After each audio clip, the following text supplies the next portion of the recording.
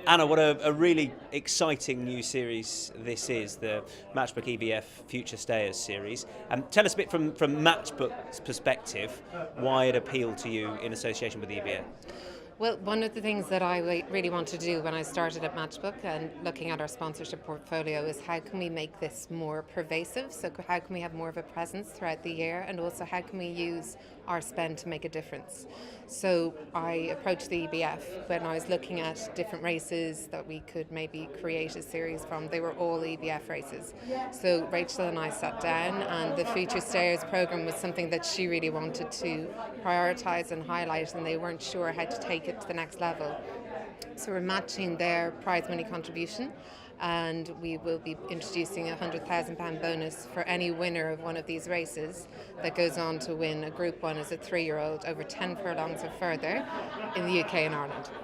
Just thinking about that, that's very likely that could be one, just given the past and what's happened.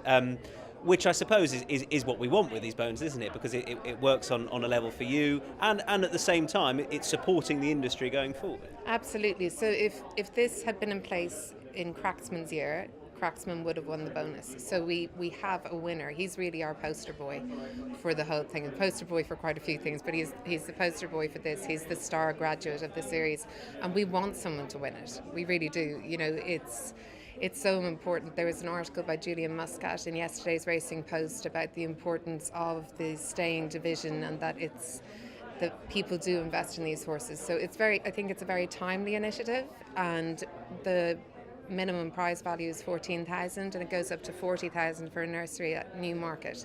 So there's good, even if you're just winning those races, let alone the bonus, there is a good return.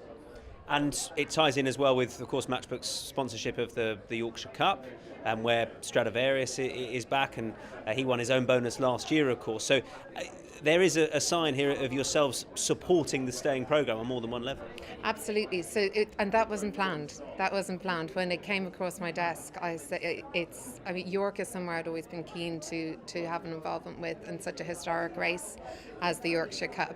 But for Stradivarius, as a graduate again of this series, to be running in our inaugural sponsorship of the race tomorrow is incredibly exciting.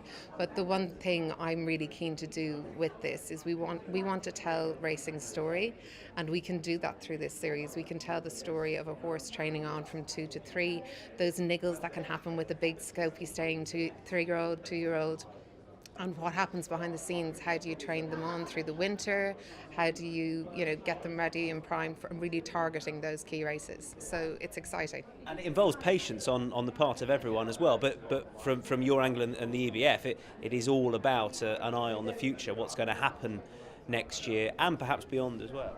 Absolutely, and that's the thing with telling the story, is it takes patience from the owner, from the breeder, from the trainer, but sometimes from the public as well. When you don't, why are these horses taking so long?